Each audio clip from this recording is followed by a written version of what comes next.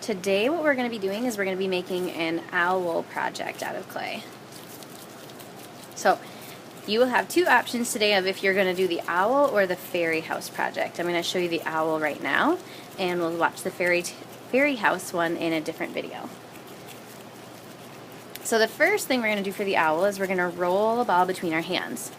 And after we get done rolling it, we're going to start to squish it into a cookie. And it's really, really important that we do this between our fingers, because if I squish it down to the table, it's going to get stuck. So we're going to start squishing it, making a nice big cookie.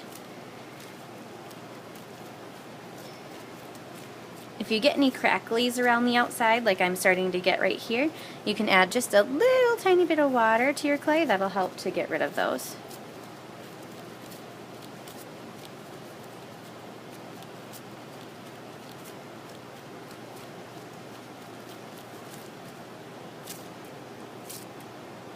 Okay, I'm squishing my pancake cookie here, and I am pretty much ready to go now. So the next thing that we're going to do is we are going to make some little texture in it where the owl's belly is going to be. So to do that, what we're going to use is a marker cap, and for this, make sure that you use the marker caps that I give to you, not a regular marker cap, because we don't want to get our regular marker caps all full of clay. So I have a marker cap here, and you can choose to either use the bigger end or the smaller end. It doesn't matter, and it doesn't matter what kind of marker cap you use either, if you use skinny marker or regular marker. And we're just going to tap that to get a little bit of a furry, fuzzy texture for the owl's belly.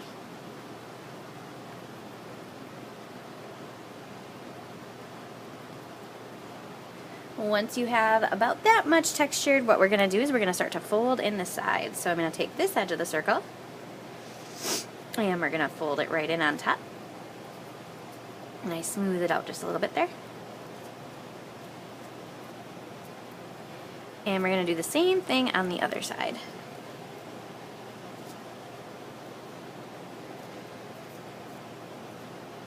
And again, smoothing it out. And those are going to become our two wings. The next step is going to be to flip down the head. And so to do that, we're going to take this leftover piece that's up here at the top, and we're going to fold it right over.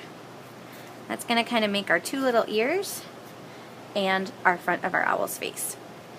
Now, I like to push it down just a little bit so it gets a little bit of a curve to it. And then I squish and squeeze it down to kind of flatten it out.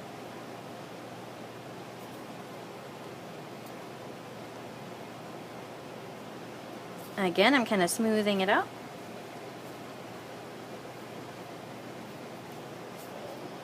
Alright, the next step we're going to do is we're going to use that same marker cap here to make his two little eyes. So we're going to poke it in. I give it a little twist, pull it out, and do the same thing. And then you can do the same thing with a clay tool to give him a little pupil to his eye. So I'm going to choose a really sharp one here, and I'm going to poke it in and just give him a little bit of an eye.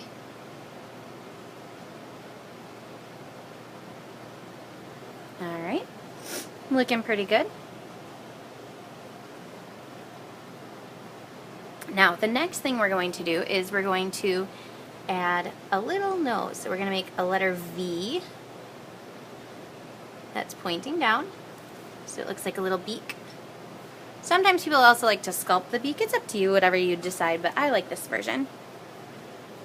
And then the next step we're going to do is we're going to add some little lines down the side for feathers.